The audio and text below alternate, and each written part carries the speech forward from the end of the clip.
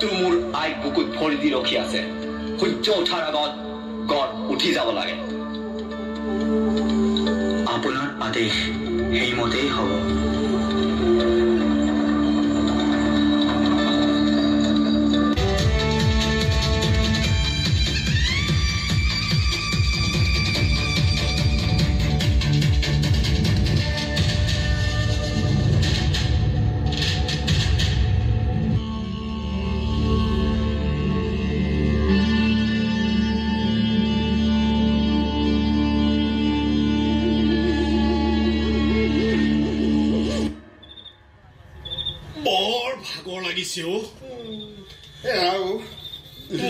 কাম কৰি কৰি দেহাটো একেবাৰে অৱশ হৈ পৰিছে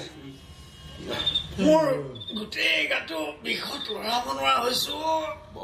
অলপ জিৰণি লৈ লওঁ অলপ জিৰণিকে লৈ লওঁ নেকি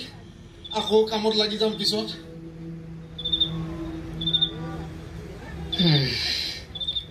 বনুৱাবোৰে কাম কৰি কৰি অৱশ হৈ পৰিছে হ'ব অলপ জিৰণি লওঁ ৰাতিও বেছি হোৱা নাই পোৱালৈ এতিয়াও বহুত সময় আছে ময়ো ইয়াতে অকণমান জিৰণি লৈ লওঁ আজি আমাৰ কাৰণে বৰ আনন্দৰ দিন লাচিত দিৱসৰ এই পবিত্ৰ দিনটোতে আমাৰ নীৰজৰ উদ্যোগত বিভিন্ন সংগঠন ৰাইজৰ সহযোগত যি মহাবীৰ লাচিতৰ প্ৰতিমূৰ্তি নিৰ্মাণ কৰি প্ৰতিষ্ঠিত হ'ল এই নদুৱাৰ অঞ্চলত এই মূৰ্তিভাগ প্ৰতিষ্ঠিত হোৱাত মই অতিকৈ আনন্দিত মোৰ সমষ্টিৰ ভিতৰতে যিহেতু প্ৰতিষ্ঠিত হৈছে যে অসমীয়া জাতিৰ স্বাভিমান আমাৰ সৌৰ্য বীৰ্য প্ৰতীক লাচিত বৰফুকন আৰু লাচিত বৰফুকনক আচলতে আমি সদায় সাহসৰ প্ৰতীক হিচাপে আমি লওঁ যেতিয়াই জাতিটোৰ কাৰণে কিবা কাম কৰিবলৈ যাওঁতে ক'ৰবাত যদি আমি চিন্তিত হ'ব লগা হয়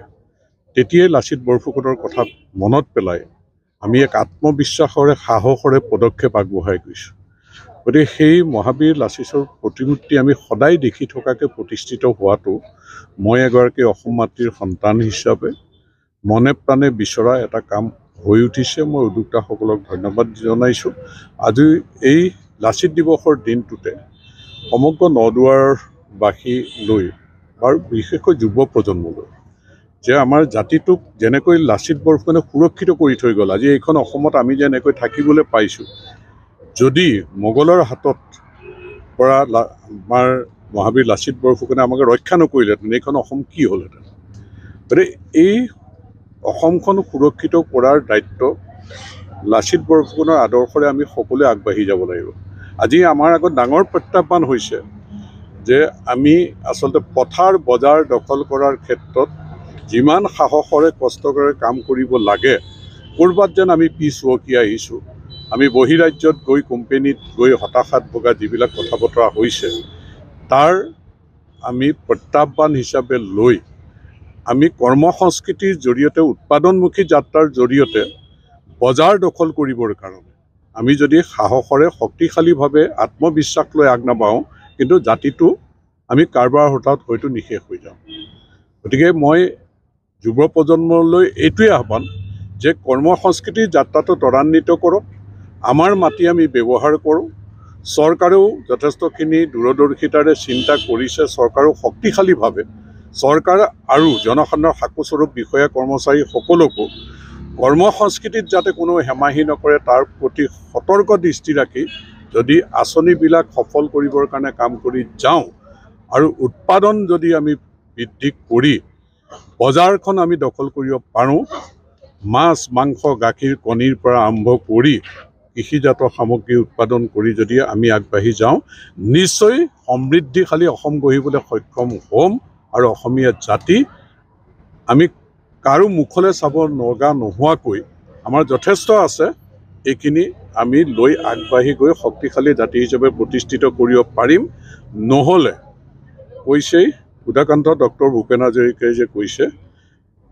আমি অসমীয়া যে লক্ষীনাথ বেজবৰুৱাই কৈছিলে যে আমি অসমীয়া কিহৰ দুখীয়া সকলো আছিল আছে নুগুণো নলওঁ গম। ভূপেন হাজৰিকাই কৈছে যে আমি অসমীয়া নহওঁ দুখীয়া বুলি সান্তনা লভিলে নহ'ব, আজিৰ অসমীয়াই নিজক নিচিনিলে অসম যে ৰসাতলে যাব। গতিকে আমি যাতে ৰসাতলে যাব লগা নহয়, আজি লাচিত দিৱসৰ পবিত্ৰ দিনটোত এই সংকল্প ল'বলৈকে মই সকলোকে আহ্বান জনাইছোঁ।